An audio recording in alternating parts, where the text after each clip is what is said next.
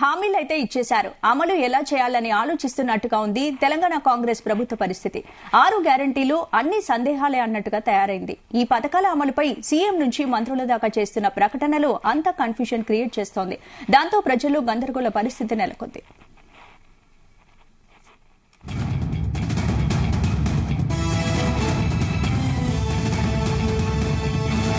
Bank account number తీసుకోకుండా మహాలక్ష్మి అమలు ఎలా? పురుషుల పేరుపై గ్యాస్ కనెక్షన్ ఉంటే సబ్సిడీ వస్తుందా రాదా?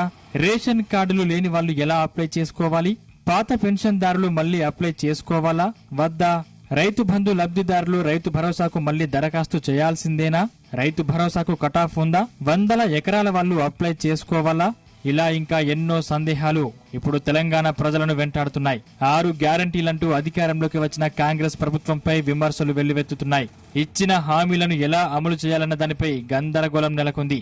ఎన్నికల సమయంలో ఏ విధంగా హామీలను అమలు చేస్తారో చెప్పలేదు. దాని విధి విధానాలు ఏంటో ఓ రోడ్ మ్యాప్ కూడా రూపొందించుకోలేదని తెలుస్తోంది. అధికారంలోకి వచ్చిన 100 రోజుల్లో 6 గ్యారంటీలను తప్పకుండా అమలు చేస్తామంటూ నేతలు హామీల వర్షం గుప్పించారు.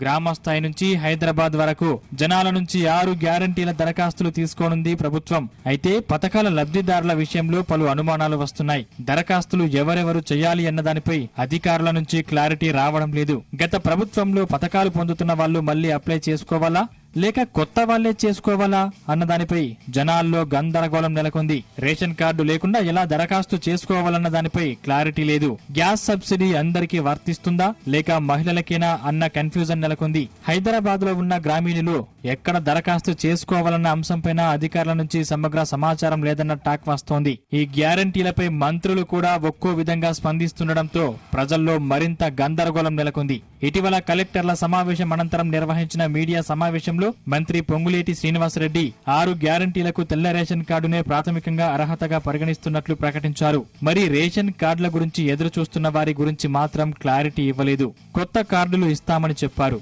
వాటిని ఇచ్చాకే 6 గ్యారంటీలు అమలు చేస్తే బాగుంటుందన్న అభిప్రాయం ప్రజల్లో నెలకొంది.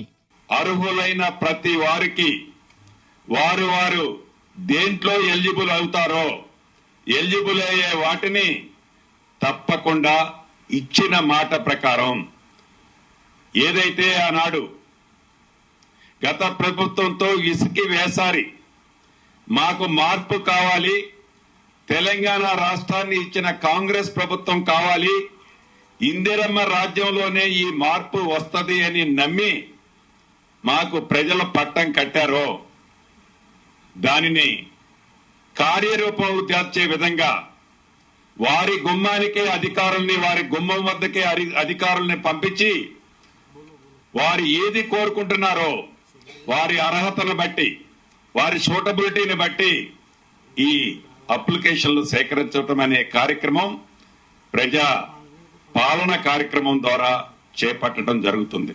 ప్రభుత్వ పథకాలకు రేషన్ కార్డు కంపల్సరీ అనే వార్తలపై సీఎం రేవంత్ రెడ్డి క్లారిటీ ఇచ్చారు. రేషన్ కార్డులు లేకున్నా పథకాలకు దరఖాస్తు చేసుకోవాలని సూచించారు. కొత్త రేషన్ కార్డులు ఇచ్చేందుకు తమ ప్రభుత్వం అన్ని చర్యలు తీసుకుంటుందన్నారు.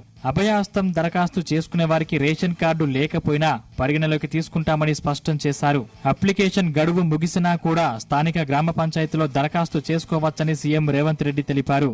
ప్రజలకు 10 సంవత్సరాల నుంచి ప్రభుత్వం అందుబాటులో లేకపోవడం,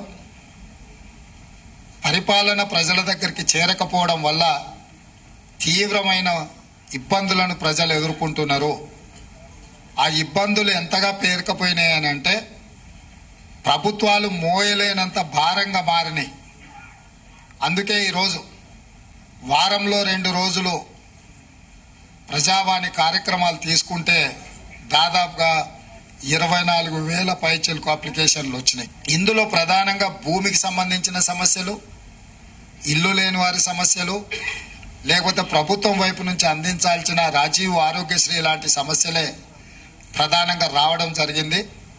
వీటన్నిటిని కూడా విశ్లేషించి ఆయా శాఖలకు ఆయా అధికారులకు పంపించి వాటి మీద చర్యలు తీసుకునే విధంగా ఈరోజు మా ప్రభుత్వం ప్రయత్నం చేస్తుంది.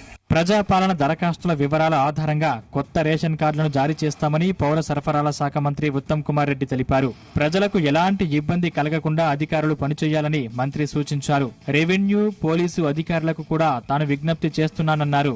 అధికారులు ప్రజలకు 24 గంటలు అందుబాటులో ఉండాలని హితవు పలికారు. మరోవైపు సంక్షేమ పథకాలు అందాలంటే దరఖాస్తు చేసుకోవాలని సీఎం రేవంత్ రెడ్డి అన్నారని, ఈ క్రమంలో 2-3 అంశాలపై ప్రజలకు అనుమానాలున్నాయన్నారు ఎమ్మెల్సీ కవిత. రాష్ట్రంలో ఇప్పటికే 44 లక్షల మందికి పెన్షన్లు అందుతున్నాయని, వారికి ఎటువంటి దరఖాస్తు అవసరం లేకుండా 2000 పెన్షన్ను 4000 రూపాయలకు పెంచే అవకాశం ఉన్నప్పటికీ పెంచకుండా మళ్లీ దరఖాస్తులు ఎందుకు కోరుతున్నారని ప్రశ్నించారు. గ్రామాల్లో ప్రజలు లైన్లు కట్టే పరిస్థితి ఎందుకు తీసుకొస్తున్నారని అడిగారు. మళ్లీ దరఖాస్తులు కోరడం వల్ల ప్రజలకు అసౌకర్యం కలుగుతుందని అభిప్రాయపడ్డారు. ఇక ఉన్న రేషన్ కార్డులకే పథకాలు ఇస్తామనడం విడ్డూరంగా ఉందని విమర్శించారు. కొత్త కార్డులు జారీ చేసిన తర్వాత పథకాలను వర్తింపజేస్తే అందరికీ పెద్ద ఎత్తున లాభం జరుగుతుందని అన్నారు. కాబట్టి రేషన్ కార్డులకు దరఖాస్తులను త్వరగా స్వీకరించి కార్డులు జారీ చేసి పథకాలు ఇస్తే బాగుంటుందని చెప్పారు.